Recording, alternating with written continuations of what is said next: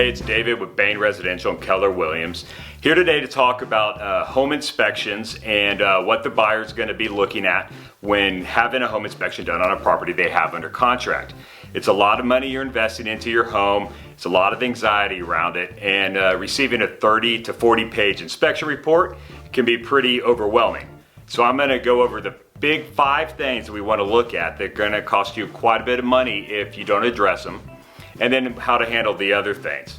And the 5th one on here may surprise you, but it's something you definitely want to look at. So number 1 is the roof. When having your home inspection, you want to make sure that you ask the inspector to take a careful look at the roof, and ideally he's up there looking at the shingles, checking the flashing, making sure that everything's in order and that there's no visible signs of rotted wood decking or leaks or anything of that sort that may show that you have a problem with the home and that you need to address it with the seller.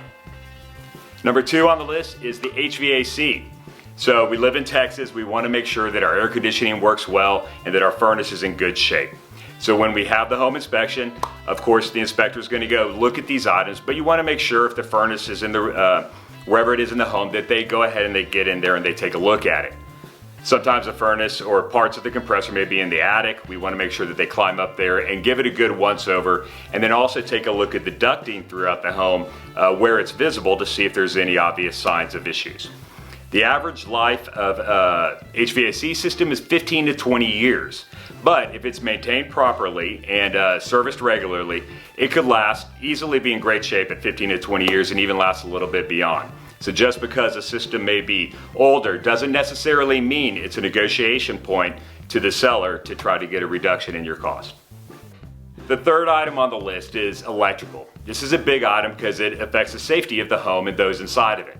So when the inspector's there, we want to make sure that they're looking for any loose breakers, breakers that aren't working, properly wired main and sub panels, grounded meters, that sort of thing. And we certainly want to make sure that areas like the kitchen and the bathroom where we have sinks and water about, that those are definitely protected with GFCIs, if not the entire home.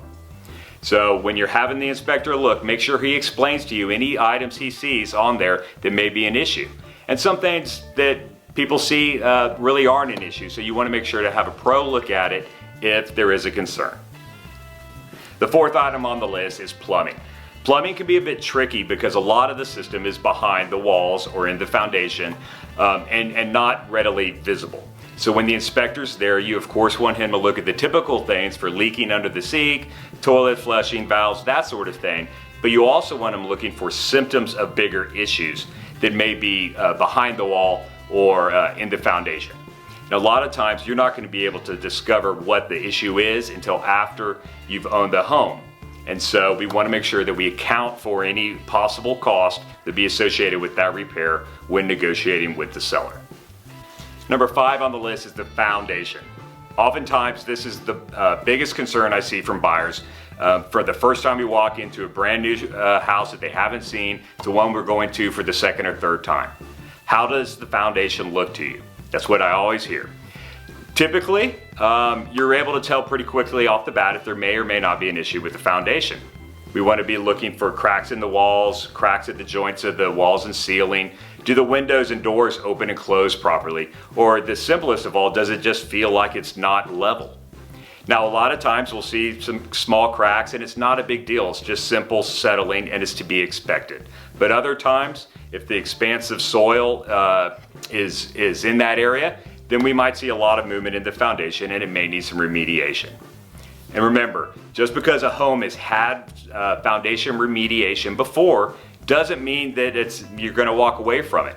As long as it has a transferable warranty from a company that's still in business at the time you buy the home, you might be in good shape and you can go ahead with the sale and enjoy your home.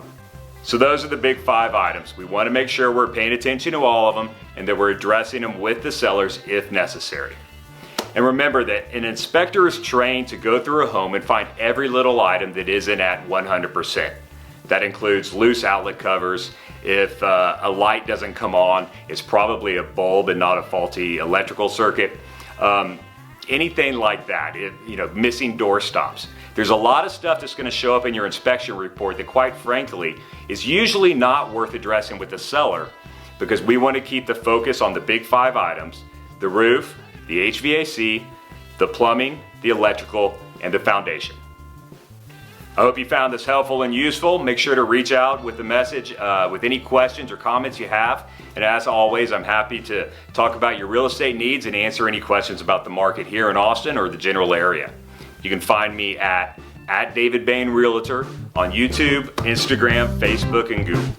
Thanks.